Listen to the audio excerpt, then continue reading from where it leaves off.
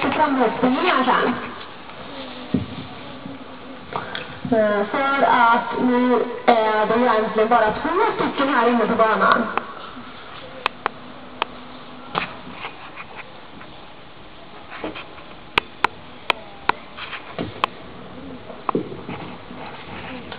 Sofia, varsågod och rid.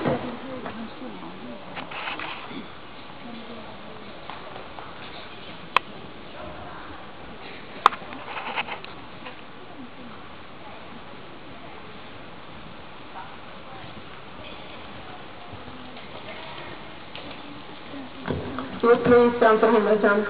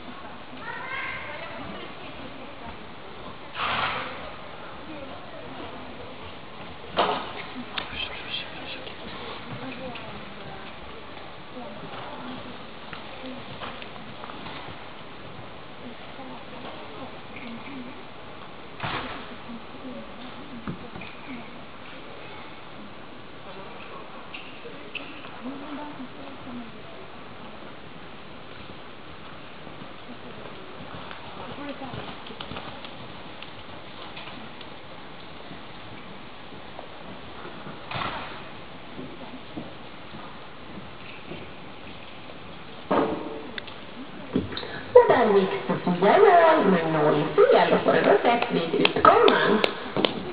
Nästa startande är Klara Persson på Boomerang. Och du kommer in på banan så snart du känner dig redo och färdig framriden.